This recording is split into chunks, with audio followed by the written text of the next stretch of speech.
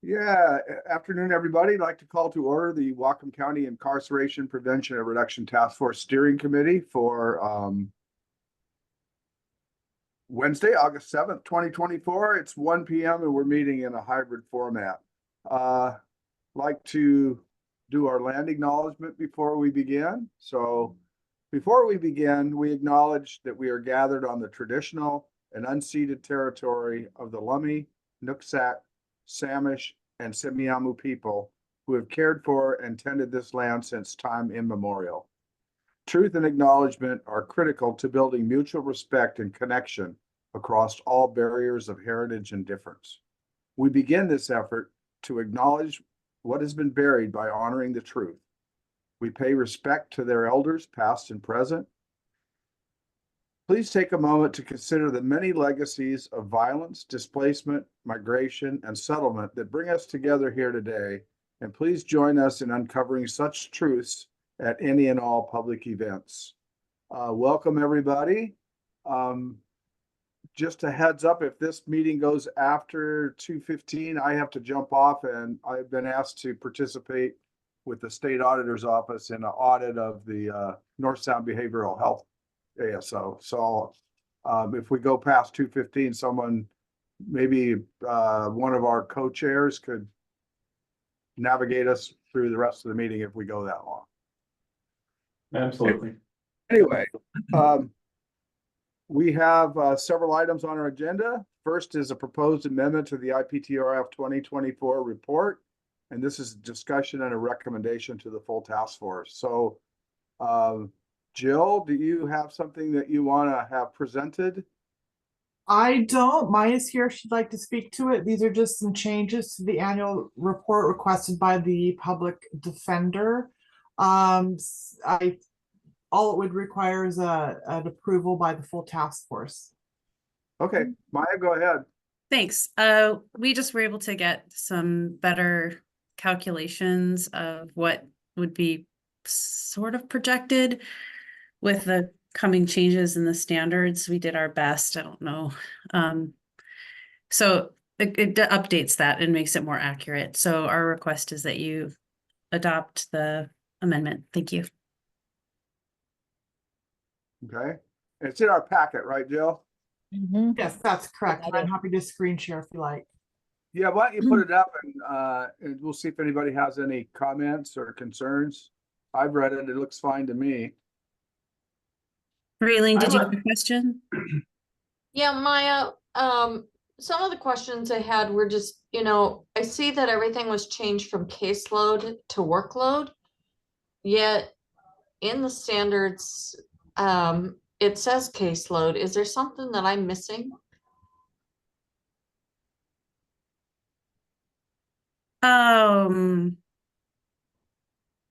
I think it's a national defense workload study. I think there's use of both terms. I don't know. I think I was trying to be consistent with the study. Well, and I get that, but I also saw that they had caseload definition in that. And so, I mean, if somebody was actually to read the standards that are being presented, they specify caseload, and I think it probably should be consistent with what is being presented and up for comment by the Supreme Court. And like I said, if I'm missing something, feel free to correct me, because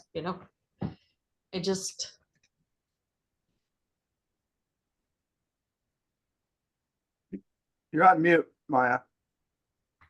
Sorry about that. I'm not opposed to changing it back to caseload. I think the study uses the workload term. I've heard it used. I've heard both terms are used kind of interchangeably, and I was trying to be consistent throughout the statement. I mean, it's I don't see a big difference.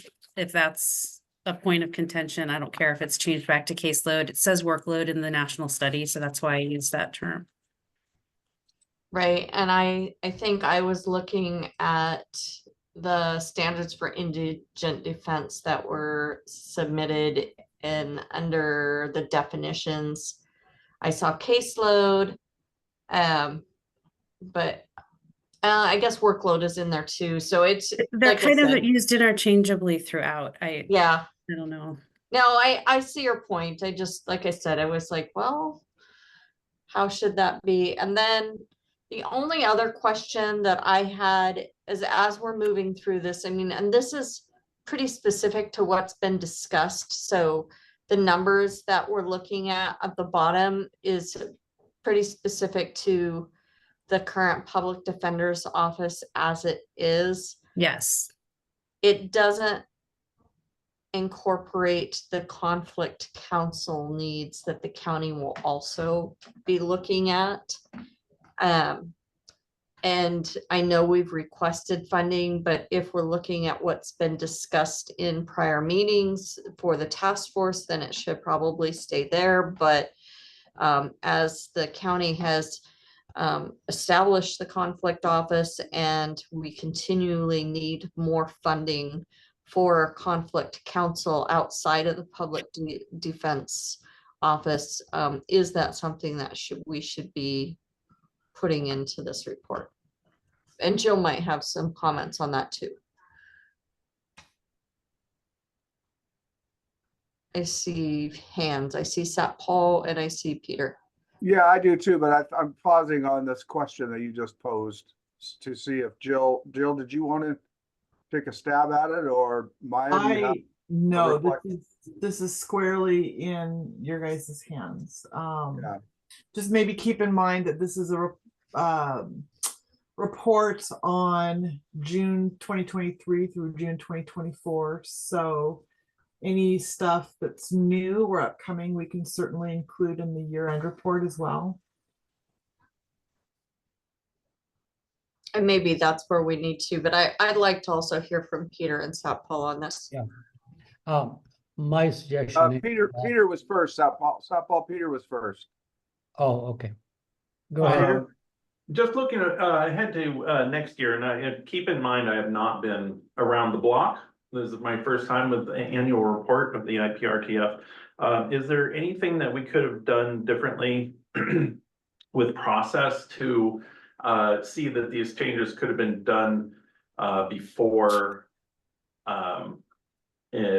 bringing them before council? I guess would be my question. Yes, I mean, that is squarely my fault. Like well, part of it was there is a caseload prediction calculator that we weren't asked to complete until, I don't know if it was like the week before or it was like the days right before I submitted these materials to Jill for revision. So we had to gather our statistics and put them into this workload calculator that would allow us to give some more accurate projection of what the coming need would be. This was just so wildly wrong, like that says we would only need 26 attorneys under the new standards. It didn't feel like we could, with that new data, it didn't feel like we could leave that information out there. We felt like we needed to correct it because we now had this new data.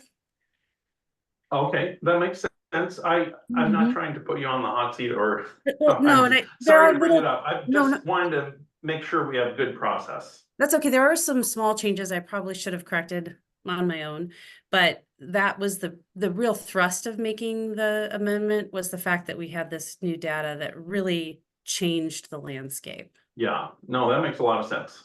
Thank you. Yeah, no problem. Sat Paul. Yeah, I was going to suggest that what Maya has said, that this is kind of work in progress, what is happening with the public defense and the Supreme Court. Some of the things were not known before, especially the calculator. I would make a suggestion that if we can put the workload and in the parentheses, put AKA caseload.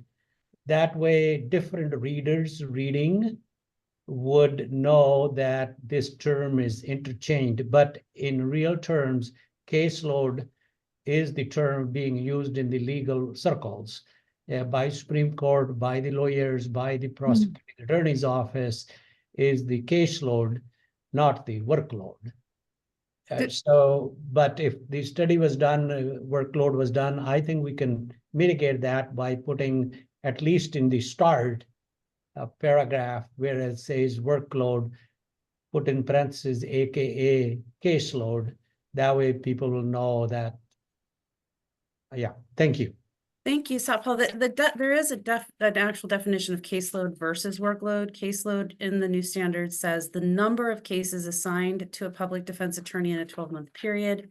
Workload is a broader term described as the amount of work a public defense attorney has, including direct client representation and work not directly attributable to the representation of a specific client, including, for example, administration, supervision, and professional development. So it's a broader description, workload is, but it takes into account mandatory training that we have to go through every year to maintain our licenses. It takes into account, so I prefer the broader term, but and they do in fact mean slightly different things. I guess we could include those two definitions if it's really that significant. I don't think that it's that significant. What I'm Steven? sorry, just one Go line. ahead, Zappa. What I'm concerned is when it comes to the budgets and asking FTEs and things, I want to stick with the calculator. The workload will bring some nuances for us to deal with that. That's where my mind is. Stephen? Thanks, Barry. Maya, I appreciate your taking this up even a little bit late to promote the greatest accuracy possible. I think it's really effective factually, and it really hits you over the head with the implications of how great our need is to have a system that flows well. From my experience as a practicing attorney way back in early times, I like that in the last paragraph, the red text that was added, and the last sentence, especially on the support staff, is really important, because you can't achieve the recommended caseloads without adequate support staff either. Right. The case flow just won't work. And so if you had one behavioral health specialist for every 3 attorneys, I know we don't have 9 behavioral health specialists right now. So we're way behind the curve. And I just wonder if the force of this would be increased in any valuable way by showing what those increases in support staff would be. 1 investigator for every 3 attorneys, raising us from however many you have now to 21, say. And, you know, that kind of specific detail would show us the gap that we have to fill in support staff as well. I don't know if that's worth adding wordage to this.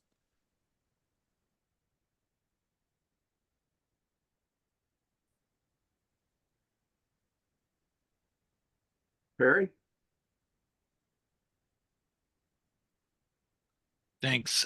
Thanks for the discussion. Similar to what Stephen was just talking about, I had kind of the same question, that instead of describing it, actually laying out those numbers of 21 behavioral health specialists, if my math is correct, 16 legal assistants, and 21 investigators for the 63 attorneys, and just wanted to confirm, Maya, that what, if I'm reading this correctly, that this is to meet the requirements of the proposed standards that were published. Essentially that's the number of staff. Yes, there's the WSBA standards that are proposed to be implemented on a 3-year plan that are being examined by the Supreme Court. They may decide to adopt that as written or adopt something entirely different. They may choose to adopt the timeline proposed by the WSBA of 3 years, or they may choose to expand that to something much larger for implementation. So those are the ratios to be ultimately in compliance. That's 3 years out as the WSBA contemplates it. Could be longer. We'll know more in the fall. I feel like I don't want to get too specific with numbers at this point because I don't know how great our data is and how exact these approximations are. I'd rather keep it looser now, and as we see what actually gets adopted, be able to look at it more concretely. Because it could be really different, like what the Supreme Court ends up adopting. Yep, I appreciate that detail, Maya. That's what I was kind of wondering about. And, I guess possibly a component in that paragraph of if adopted, or the 3-year period of time frame. But I agree with you that then possibly getting into a lot of detail that may in fact not come to fruition may not be the best detail to add to this. So thank you. Raylene?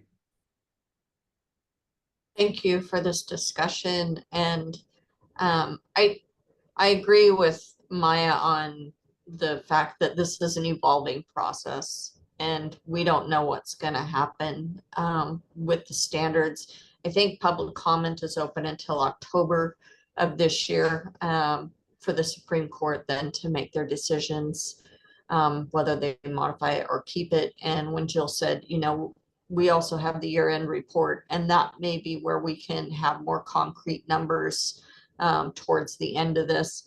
And going back to my original question, I think both comments were right. It is used interchangeably. And when I'm looking at the standards, standard 3 caseload limits and types, it uses the maximum caseload or workload of public defense attorneys.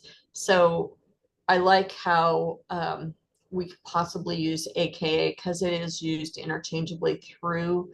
But as we are looking at budgeting and what we can and can't do, I think both of those should be involved. So thank you. Yep. Birdie? Yes, I just want to add a quick additional comment that I really appreciate the level of detail, and I do think it's worth amending the report given what we know now, because it's such a stunning change that I think it's a good idea to have the council and the public who read the council's reports aware of what an amazing change this is going to be over the next several years. So thank you.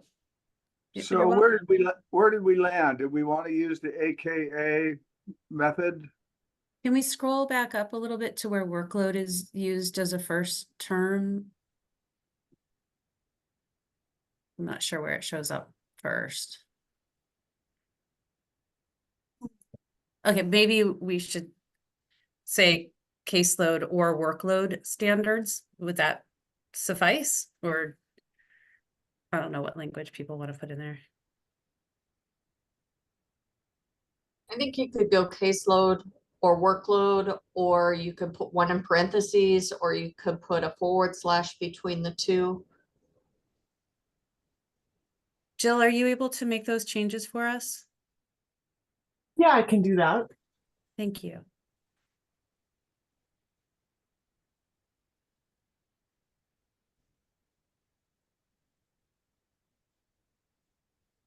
Any other questions we could address? Barry, I'll move that we recommend amendment of the annual report to the entire task force. I'll second. Okay, we've got a motion and a second to recommend this amendment to the full task force.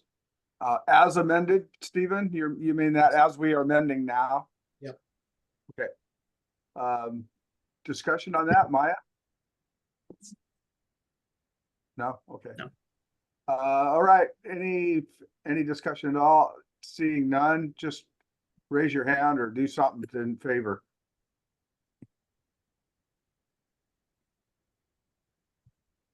Looks pretty unanimous. Any opposed? Okay, that passes. All Thank right, you. anything? Oh, go ahead, Maya. I just wanted to thank everyone for looking at this, even though it was late, and I appreciate your flexibility. Sure, I think it was important. Absolutely, important to get it right, and Yep. I hope you don't take offense to my asking the question, Maya. I was just wanting to know about process, so. All right, next up is the IPTRF and the committee structure and potential changes from our co-chairs, Peter and Heather. All right, well, thank you. Heather, would you like to kick this off, or would you like me to do it? Well, I'll share some remarks and then I'll share my screen if that's okay. And Peter gets a lot of credit for, as you know, we've been going to all of the committee meetings and asking the questions about what would you like to focus on moving forward. Peter's been taking lots of great notes and he's compiled a document that I am working with him on getting to the next draft. We'd love to share with you some of the findings from just that summary of the feedback we've been hearing from committee members about Peter. I started to categorize them. There's really, I think, 4 main categories. There's some communications recommendations. There's some IPRTF structural recommendations around process and function of the IPRTF in our committees. There's also quite a few focus area recommendations for topics that the committees would really like to address and dive into. And then there's a few policy and advocacy level recommendations. So I'd love to share my screen, and Peter, then I'll scroll down as whatever you want to share about how you've structured the findings. Sure. We still have a little work to do before we send it out to you for your review, but today we'd like to give you the preview and ask you as the steering committee what your recommendation is for getting this on the next IPRTF committee meeting and how we can make that a really successful conversation, what kinds of questions we can be asking to increase engagement around these recommendations. So I'll share my screen. Peter, anything you want to add before I get this up here? No, you go ahead. This document is in process.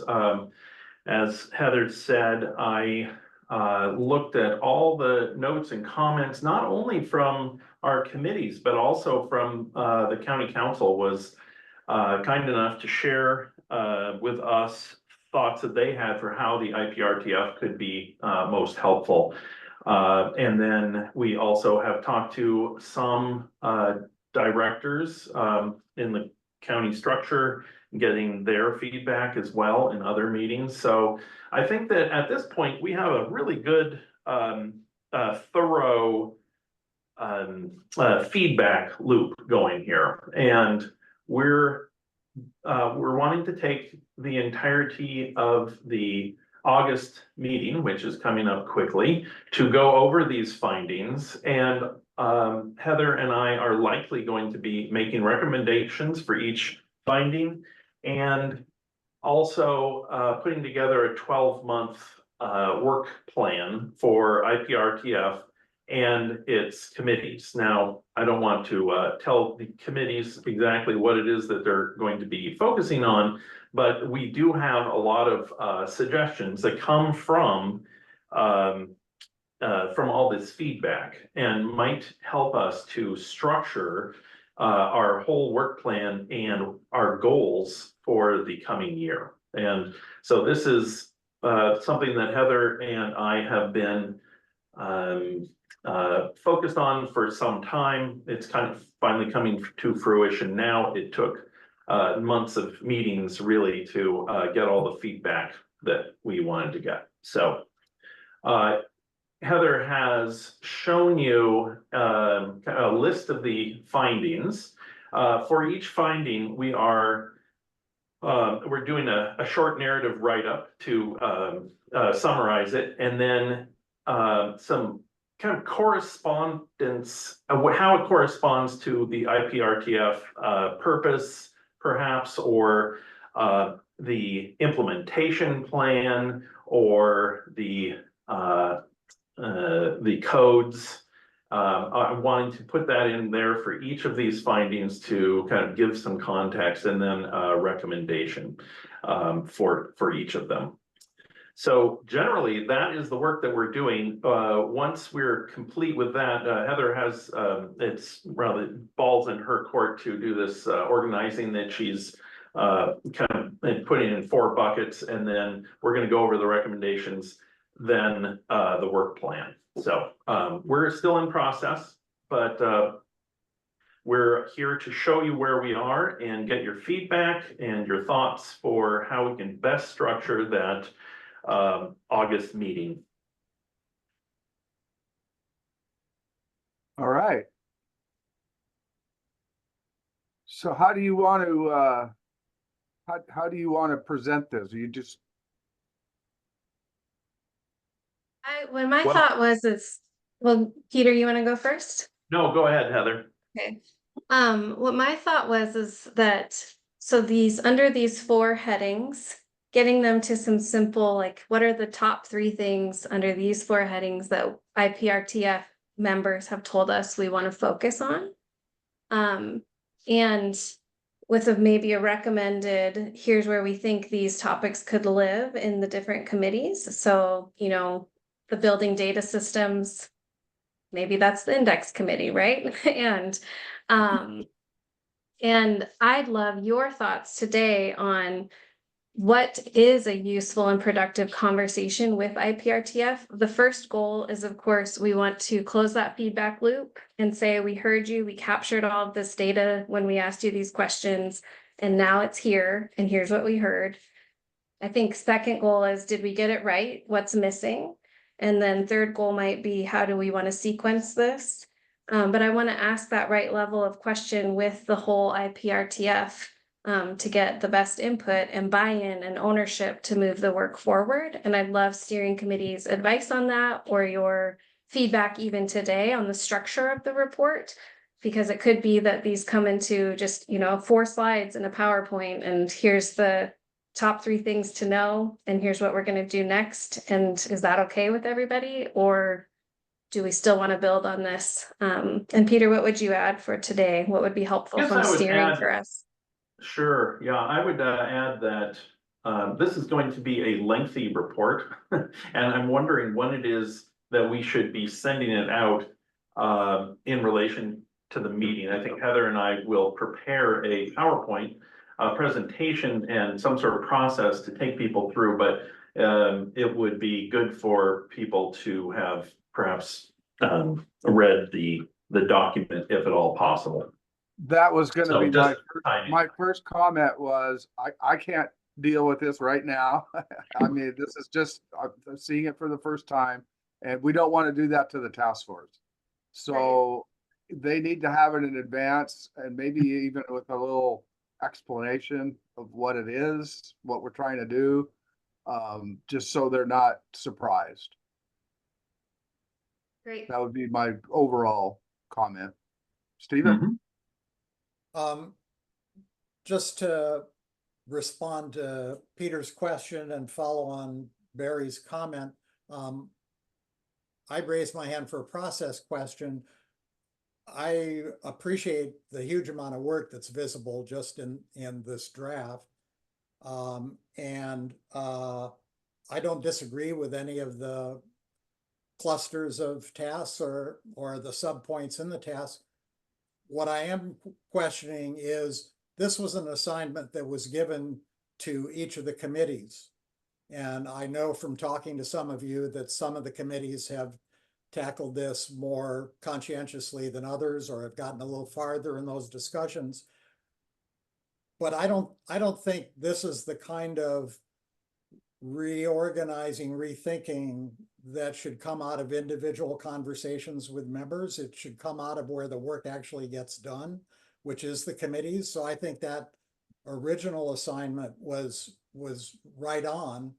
And it's our failing as committee chairs if we haven't pushed that enough.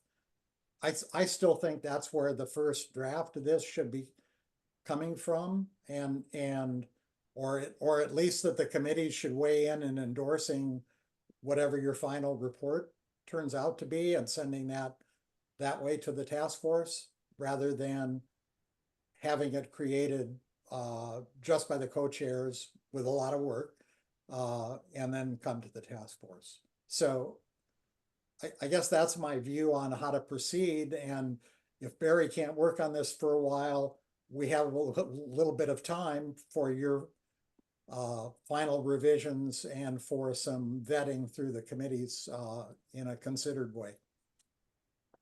Peter, I think Stephen has a good point about going back to the committees. That would delay the full IPRTF.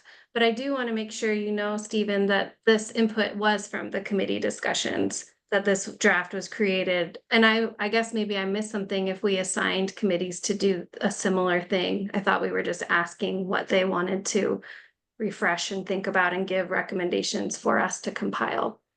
Well, I came in late as a co-chair. I'm new as a co-chair in behavioral health. Okay. But that was my understanding, and the Behavioral Health Committee has had several discussions going back to April. Jill has a long list of ideas. I just sent Dan a draft for him to look at, using those suggestions, clustering them in a similar way to what you did, Heather and Peter. So to me, that's a live, ongoing discussion in behavioral health. That's so good to know. Is that alive in any of the other committees? Do we know? Legal and Justice, are you guys doing the same thing? Well, Heather, Raylene's got her hand up. Maybe she's got something to offer from her perspective. I'm thinking what you guys compiled, we bring that back to the Legal and Justice Committee. We highlight areas that we think are very focused on legal injustice. We look at what we've addressed before, what gaps, what roadblocks we had, what we think we can focus on more, and then come back to the steering committee with that information. But I also think we need to look at what is joint, what would be for the joint committees to come back before we go back to the IPRTF. Because I mean, we looked at it when you guys were coming in, we discussed some of it, but I don't think it was discussed in depth as needed. So I kind of agree with Stephen, is that we need to have a more robust discussion, but this is a great starting point that you guys have gathered everything. Now we go back to the committee with what you've gathered. Each committee will parse it out, and then we can come back and say, okay, this is what we found. And then we can go back to see what needs to go back to the IPRTF as a whole. Just a thought. Yeah. Okay, thank you. Thanks. Yeah, I've got somewhat of a unique challenge and interesting discussion, and I think that some of the thoughts would even help with that. As the chair for the Crisis Stabilization Facility Committee, some fairly dramatic changes. I'm looking at the condensed version of the committee reconfiguration recommendations, essentially moving the Crisis Stabilization Facility Committee to more of a general coverage of committee, wherein, and I kind of pulled it up for myself, that it says, and the committee is responsible for making recommendations regarding construction and operation of facilities as part of the county criminal justice and behavioral health system. And then it speaks to the implementation plan projects 7, 12, 10, et cetera, the 23-hour crisis relief center, the housing, maintaining supportive housing, the jail itself, et cetera. This committee meets quarterly. Our last meeting was in April. Our next meeting is on the 15th of August. And certainly, again, open to talking about how can I support and best serve IPRTF in the community. But I guess you understand, sort of where I'm coming from, in the sense of saying, I'm not sure, how to actually approach this. The other thing that we had, of course, in the sort of reconfiguration and addressing it was really looking at active subcommittee members or inactive subcommittee members, and ensuring that there is, activity in that group. The group is made up of generally very active members in the IPRTF, as well as representative of the sheriff and representative of the county council. And so, again, that particular piece, I wouldn't identify anybody as being less active or inactive, in regard to that committee. So I'm not necessarily looking for an answer, but looking certainly to review, the recommendations and et cetera, just to get a sense of that. I think that that's a really good idea. But I wanted to pipe up because I feel unique in regard to committees and some of the changes that are recommended in that condensed version. Thanks. Birdie. Yeah, I have a backup to a bit of a process question. I'm curious if anyone knows an estimate off the top of their head of how many people are in the IPRTF that don't function on committees, because I think that changes a bit how we use the IPRTF. If there's interested, somewhat engaged people in the IPRTF that for whatever reason don't participate in committees, then we want their input just the same, I would think, and want their engagement. Whereas if everybody is parsed out on committees, everybody's engaged in what they're most interested in, I think the IPRTF meetings have a different flavor. So I just kind of wanted to highlight that group of non-committee members, if there is one. So given the feedback so far, Peter and Heather, what do you propose as next steps? I'm not entirely sure, actually. I have a thought. Good. Go ahead. I would love to finish this draft and perhaps share it with the steering committee so you can see where we're at. Welcome any input from you first, and then get it on the committee agendas for the next cycle of committee meetings to close the feedback loop with the committees and follow what Raylene recommended with, okay, legal and justice, what parts do you want to own this year? What parts are joint efforts? And then once we go through another cycle of committee input to say, did we get it right? What did we miss? What did we get wrong? Then bring it to the IPRTF for a final presentation. Does that sound like a good?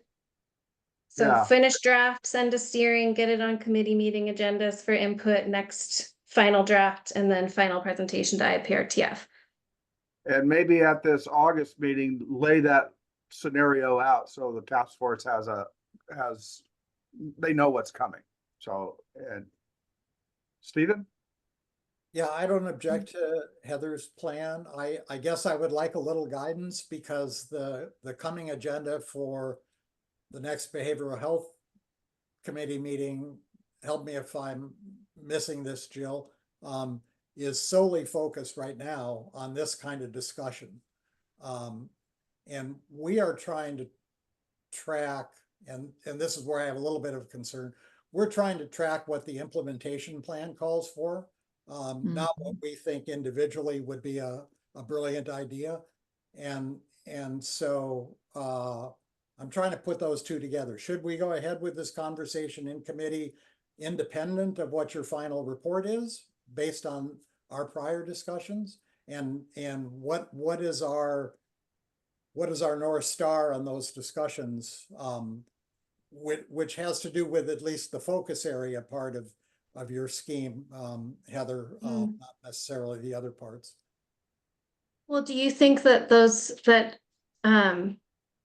I guess I think it's actually perfect that your next agenda is all this, and could we just dovetail them together? And I don't know what format you were thinking of creating in the same kind of recommendations or work plan for the committee, but I think that they can go really well together and integrate.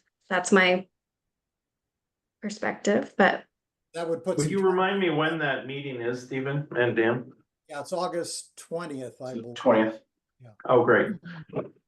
Well, Heather and I, before this meeting, we were discussing timing on finishing this part of the report, which I believe is going to happen, should be finalized by next week. So that would give you time to read a draft of this and see how it helps your discussion. I would not dissuade you from having conversations of this sort because they're only going to be to the good. Mhm. Jill? You're muted, Stephen. Stephen keeps trying to, you're muted, Stephen. Oh, I'm sorry. Thanks, Heather. That time frame would give Dan and me time to look at the report. It would not give the committee time to study it and digest it along with the information we might have passed along. I'm willing to try that. I don't want to be, I'm not pessimistic about this, but I do think our conversation could go along its own trajectory that started out, and it could be different slightly from the trajectory that the report has. So I'm not sure I would be quite as blithe about the fact that having those two discussions are necessarily aligned. They very well could be. So I don't want to discount that possibility, even probability, but it feels a little awkward to me, but we may be where we're at and just have to make the best of it we can. It's always a little bit awkward. We're trying to change the world, Stephen. I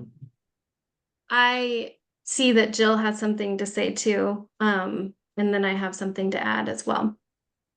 I just Yeah, wanted Jill? to check in on calendars here. We're looking at having these discussions in committees in either in August or September, right? So for September, there is the joint meeting of both Behavioral Health and Legal and Justice Systems Committee.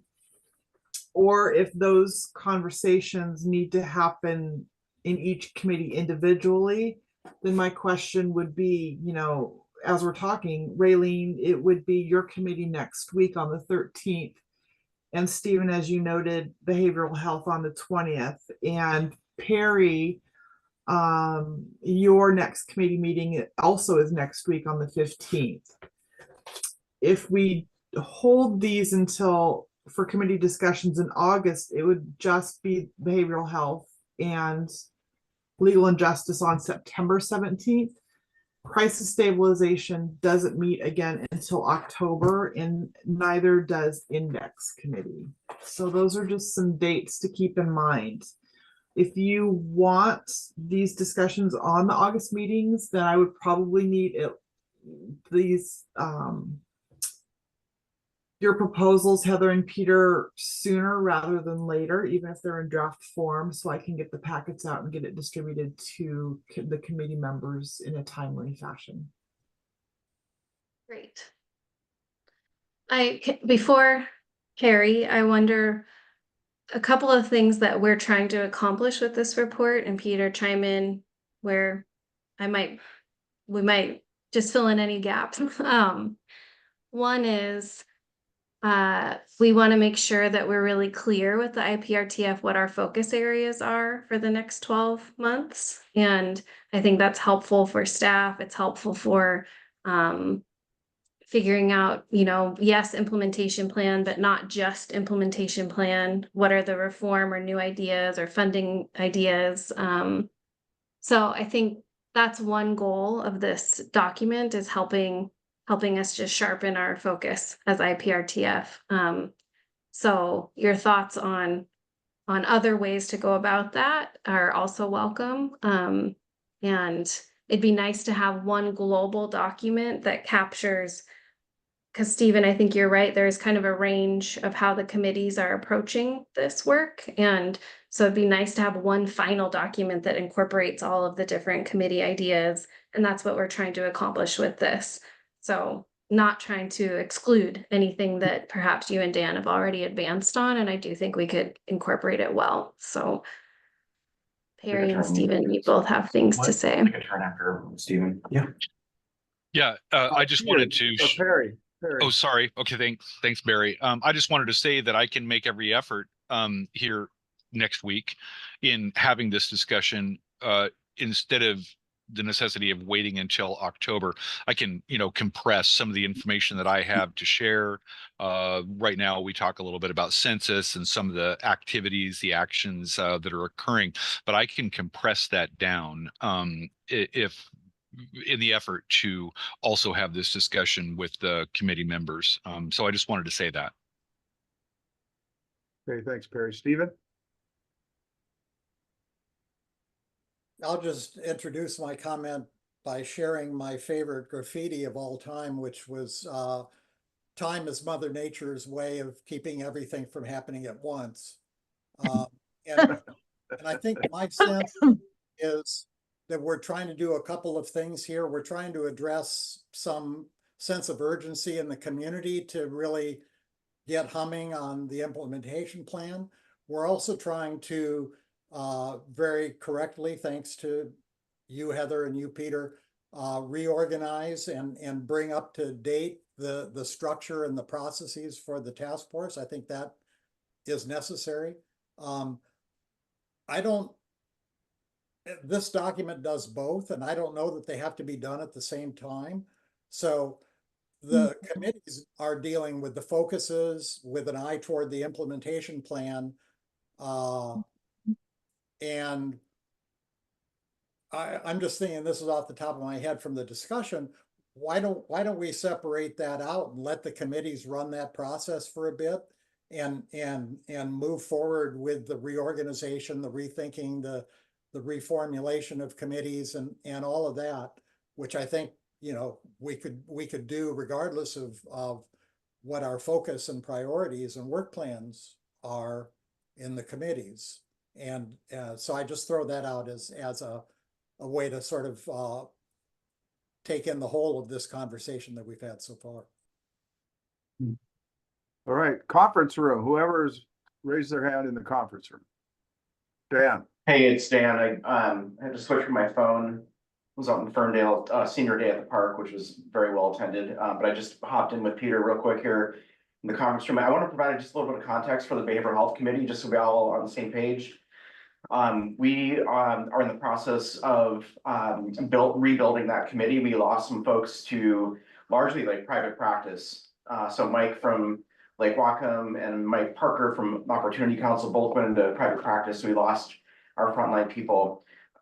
So we are in the process of rebuilding. So we have community paramedic Steve Larson, captain from Bellingham Fire, Lieutenant Johnson from Bellingham PD, Cedric Johnson, who's a private consultant, and then of course Dr. Wu, who's joining us from the most qualified intern I've ever met from China Health Foundation. But they're all new, and I guess my point is that during this reorg process, we are trying to run two concurrent paths. One is education, so we're trying to get our folks up to speed on where things are at. And we're in the beginning stage of that.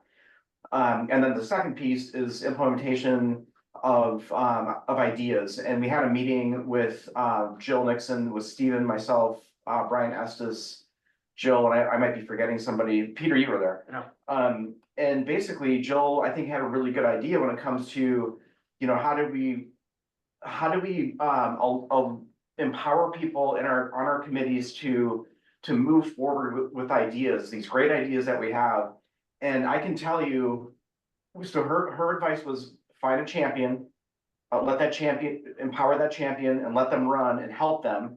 But I can tell you quite honestly, with half of the people that I just mentioned, they don't have the bandwidth. I mean, Captain Steve works, 12-hour days, and Lieutenant Johnson works probably about the same. They're not going to be generative in the same way that somebody has just a little more time would be able to, run with an idea. So but what we can do is we can get the champion of the idea, bring them back to the committee, vet those ideas out, and use those experts. And we're still expanding too. We're not done yet.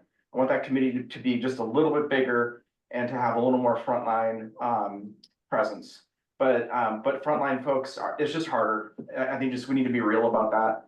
But I do want to empower them to look at these ideas and ground truth them, basically. So that's I just want to provide that context. Thanks. Thanks, Dan. Heather?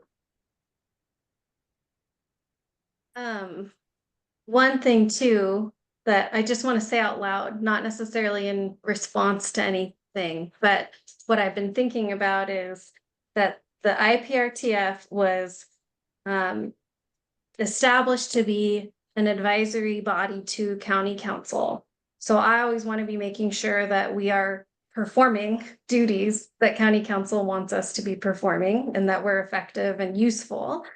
And I have been given feedback in different conversations that people at the staff level would really like us to focus on policy level work around reform, and less on the program level work, because they have different committees that they work with on the program levels, and they don't want to feel like they're just going to meetings all the time, and that's fair and reasonable.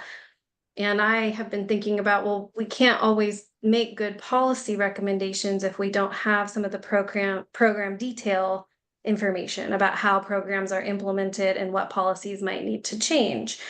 We also are supposed to function, I think, as kind of an oversight body, especially now with the implementation plan and the new revenue, et cetera, and there's structures to do that. And then I think by design, we were meant to also be that cross-sector, kind of the forcing of the collaboration table where all of the players for the whole focused on the human outcomes of the system can talk about, okay, sheriff, we need this now, and okay, behavioral health, we need this now, and let's work together. And I think we've had great successes doing all of that. And I just want to say that out loud, that that's kind of the thinking behind how do we move forward. And I know I appreciate what you're saying, Stephen, about time helps us not do everything all at once. And I also want a quote about how to be okay with not making everybody happy all at once, because that's a lot of people to try to like serve a function for. And in the meantime, knowing that there's, I don't know, maybe 20% of the members that don't attend regularly. And so thinking about what is the interest and energy of the citizens that are engaged, or the systems involved people that are engaged, that we can harness and find the sweet spot of moving all of that forward so that the sheriff wants to continue and finds value in coming to this meeting, and that can contribute to those policy recommendations to council.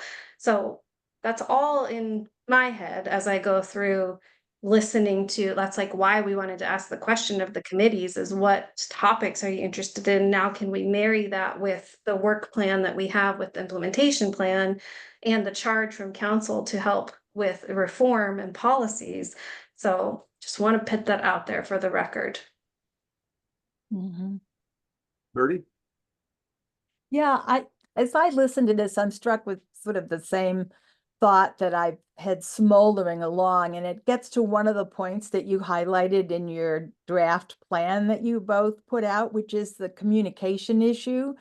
I think one of the things that hijacks us is it feels to me like most of our communication is done with face-to-face reports, which in a way is one of the most inefficient ways of simply communicating information. And so it struck me, Heather, when you're legitimately talking about the feedback we get from people actually doing the work, that they don't have time to come to our meetings all the time and report out. And yet we do have some level of an oversight responsibility. And so I wonder if, as we look at the structure rather than the focus priorities, there's a way to redirect communication ways so that there's a way that we can inform committee members other than an oral presentation from the folks each time that are doing that work, because that might solve several problems in terms of freeing up the workers and also freeing up committee time. So it's just the thought that I've had recurringly, and your comments just brought it to the fore again. Stephen? Both of those were good comments, Heather's and Bertie's. A couple of thoughts. I'm very sympathetic to the staff feedback you're reporting, Heather, on wanting us to focus on policy rather than programs. At the same time, policy is a very nuanced area. It it's not just good ideas, it's good ideas that you can assemble some political coalition behind and get funding votes. It's a complicated political process that I'm not sure we're ideally positioned to really be the main focus of our work. So I just throw that out as a question. That seems much more complicated than that, just that feedback would suggest. Secondly, every meeting that I'm in displays one way or another a sensitivity to not wanting to step on the toes of staff involved in on the ground work. At the same time, that staff is only concentrating on work that has already been created and is ongoing. There's not a lot that's generative of that, to borrow Dan's term from what we're trying to do in behavioral health. And a lot of the implementation plan calls for generative rethinking of new ways to do something we haven't done very well before. So I don't know where else that comes from. And we're just an advisory body, so it's not like we're going out and implementing new services, but I don't think it's as black and white as that feedback. And I personally, without a lot more discussion, would not want to guide our work along those lines. I also want to say in response to Bertie's point,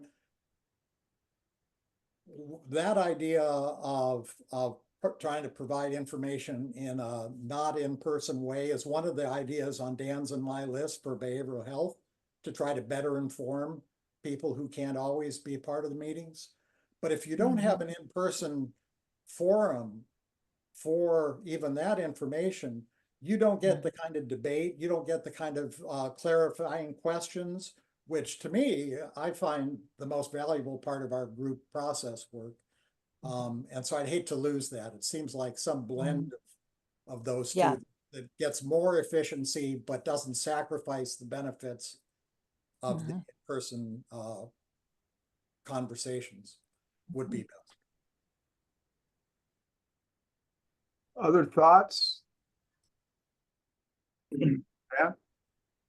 Yeah, I just wanted to provide just a little more context here. So I just want us to remember that these discussions don't end at the doorstep when we leave these meetings. So I bring this information back to Bellingham City Council, to the mayor's office, and we're coming up with our legislative priorities here. We just met this morning to discuss hiring a new lobbyist firm. And so these things have, it's like throwing a rocket or a pebble in a pond, and they kind of ripple out the waves, and it's like the same thing. Like, so I just want us to remember that we are not unto ourselves. I mean, there's elected people on this call, including the executive, county council, and city council, as well as our respective the work that we all do in the community. So it does move beyond that, and I think it's important to. I'm trying to get to Stephen's point of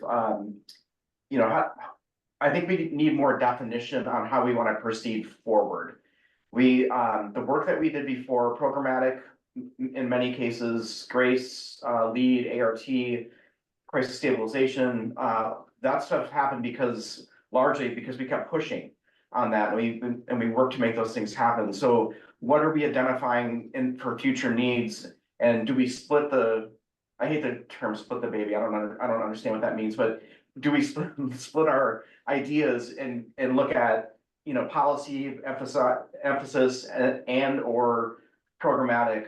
Do we do both? Do we focus in on one? I think we need to really define that within this room, and maybe it's not today, but I feel a little bit adrift, to be quite honest with you, in trying to restack the deck here in behavioral health and make sure that we are still the committee that pushes constantly in the important work that we do.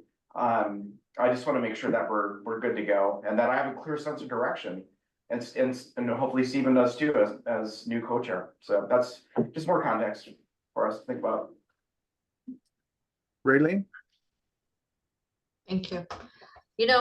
To be honest, Heather, and Peter, when I saw the list initially, I looked at it and I'm like, okay, we've done this already. We've had meetings on this. What are we trying to reaccomplish? And, is this worth it? And I'm just being straight out honest, but then I'm looking at it differently from a different perspective as I have changed my role from being in a municipality to a county. And I find myself uncovering rocks and finding things. And I kind of sometimes want to put those rocks back over it. But I know I'm not alone in this because I know that the chief of police is now the sheriff. I know that somebody that was overseeing summer juvenile is now an administrator in Superior Court. And the county has looked at what are we doing? Why are we doing it? And should we be doing it differently? And what changes? Let's go back and look at some of the initial things that we did. Some of the stuff got fixed, some of it didn't. How are we moving forward? How are these changes going to make us better?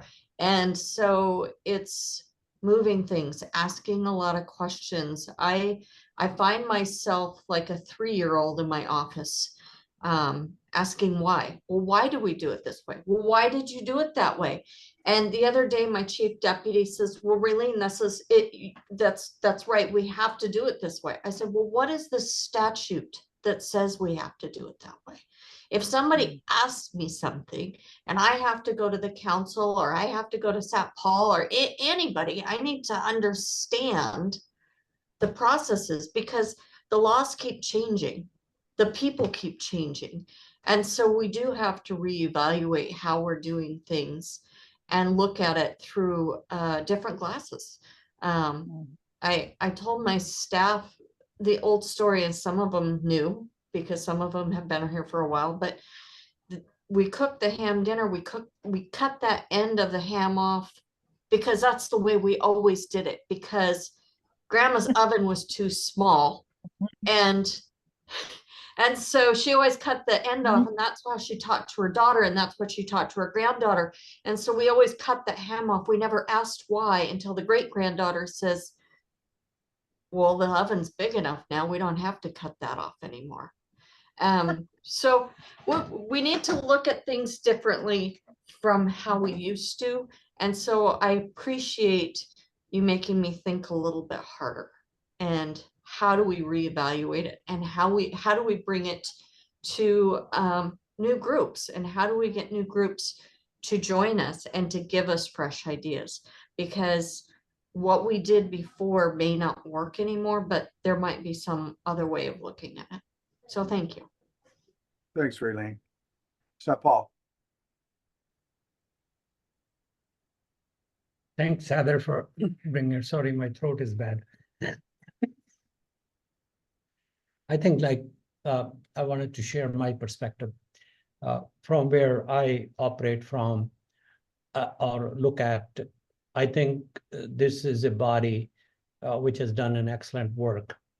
There is a gray area where we can say that we wandered off a little bit, and it's not necessarily bad, as long as we check ourselves and do an introspection from time to time.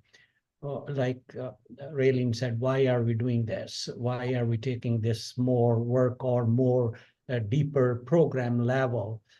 But the different views which come to this platform are very valuable.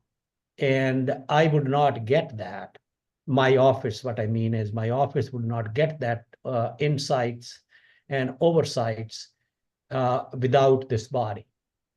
So I think we should keep ourselves in a check that are we going too much into weeds, or somebody else should do that. The other part is being just advisory. We have like 30 or some advisory boards for between council and executive, even more. Council is part-time, and we handle at the council level more immediate issues, which are become pretty hot. Every month there's something new hot on the council's agenda, right? And this body is more consistent for this topic. So your advice, your work, and even deeper insights are very useful. If we say we're gonna advise the council and council take it further, I think it will not go very further. It will stay in the surface, a wide inch deep, and that will not be good for our community. I think you guys 12-inch deep, which we like it, because we don't have time for that, right?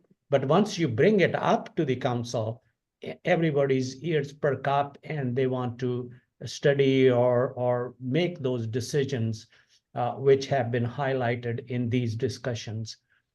So I'm not too critical that we are wavering too far away, but having this introspect is beneficial and useful so that we don't spin wheels or duplicate the work. Thank you. Conference room. That would be me this time. Okay, Peter.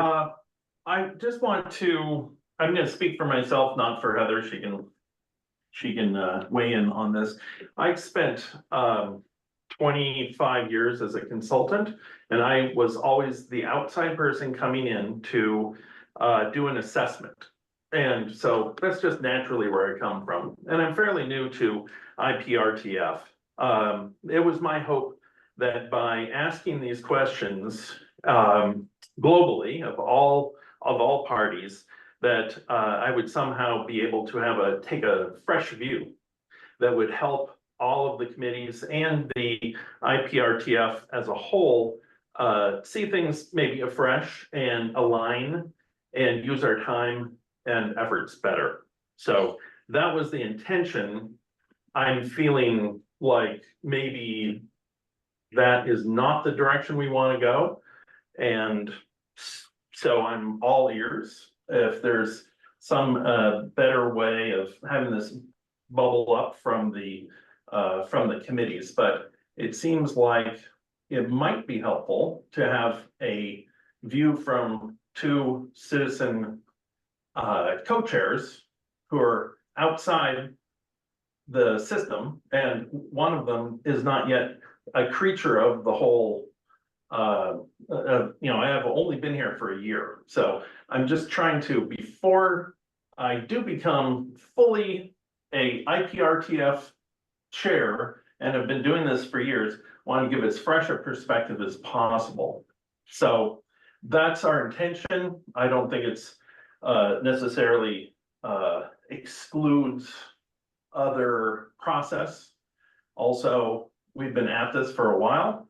We've been co-chairs since February, I believe it is. And here we are in August. And I don't know how all of you feel, but we've got a lot of work to do. I'd really like to move things along, get some fresh ideas. We've been asking a lot of questions for a long time. So that was the intention. Okay, thanks, Peter. I guess what I'd add, Barry, if I may, real quick, is getting us to that place where we have a very clear set of priorities so that when agenda ideas come up, we know where to put them. So that, like, if we are a learning body, if we decide we want to be a learning body, that's different than a policy or action or reform body. But let's say, when someone says, oh, we should learn about 988, we're just going to keep putting things on the agenda without advancing the implementation plan or whatever priorities IPRTF and council want. But if we have that agenda of our own priorities, then we can say, oh, that makes sense to go here at this time, because we'll need to know about that in order to weigh in on this policy or weigh in on this program or help council understand why funding is important about X, Y, or Z. Yes. That's the intention. We would really like to have a 12-month plan and a direction that everything can fit in, that we can all agree and makes sense for moving us forward. Birdie? Yeah, I just, oh, am I muted? No, I'm not. Can you hear me? Yeah. Yes. Okay, I just want to second or third that. I think in my experience hearing about a particular thing, 988 is a great example. If we facilitated it with a little more purposefully, then once we hear about it, the next conversation, okay, what is it that has to be done to make this more effective in Whatcom County, and who do we need to engage? And so that it moves along in a purposeful direction to making specific recommendations for action. And I know when I heard that excellent presentation, I had all kinds of ideas, and I think other people did, and it felt like they just sort of drifted off because then we were onto a different topic. And I think that's what both Peter and Heather are saying, and I would second that. I'm new to the IPRTF, but I listened for 2 years, and I think it was at its most effective when it was looking at the needs and doing hard work to come up with what it would take to solve those problems. And that's how we got the implementation plan. And I think it worked very well. Now that we have the implementation plan, I think we have to redefine ourselves a little bit in terms of how we regain our purpose and our structure to move things forward in a new domain, really. Wow, what a great discussion. I have to go. Jill, would you be able to handle the our side of the implementation plan, talking about Holly and the contract approval last night? And Yes, I'm happy to do that. okay, everybody, great discussion. I'll see you later. Bye, Barry. Peter and Heather, I think that at the beginning of the meeting, Barry had asked the two of you to take over chairing in his absence. Oh, sure. I, I'll do that, or Heather, do you want to? Peter, go for it. Okay. All right, and we'll move on to the next item, which is, I believe, a report from Jill on the implementation plan. Is that correct, Jill? Sure, I can do that right quick. Just to let you know that at last night's county council meeting, the council approved the contract with Crossroads Consulting for the IPRTF/JPOP facilitation. We'll hopefully be getting that contract signed in the next couple of days. And I believe there's going to be a kickoff meeting with the planning team and the consultants. I want to say next week, just so to get everybody on the same page and make sure all questions are answered regarding the contract, etc.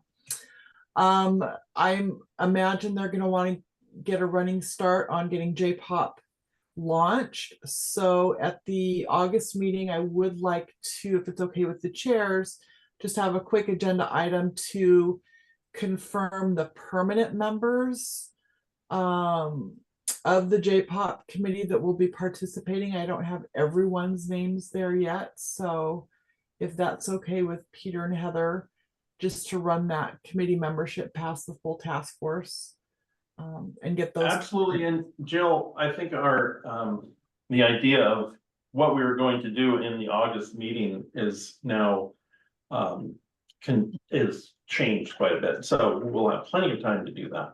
Okay, that sounds great. And I believe that's the only update that I have for the implementation plan.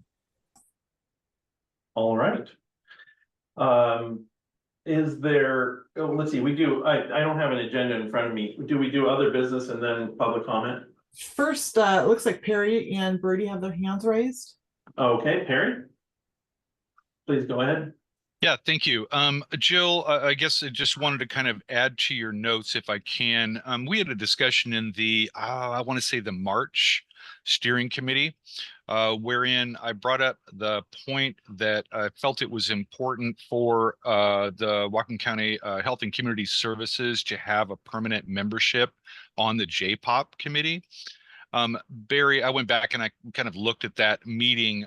Barry had indicated that the planning committee was oriented towards that, but there's been no, to my knowledge, no official action that has occurred by virtue of that. So I just wanted to make reference to that relative to your point that in the August meeting, discussion of permanent members, just wanted to bring that topic back up. Thanks.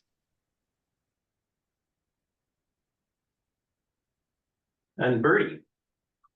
Yes, I just was wondering if this is the appropriate place under the implementation plan report to query about the proposal to establish a consultant to help with analyzing and planning the data needs. The proposal that was put out had a very aggressive timeline, and I queried Lynette and Amy from the health department, and they didn't think that the timeline would be quite followed, but I'm wondering if a decision has been made and the consultant has been chosen.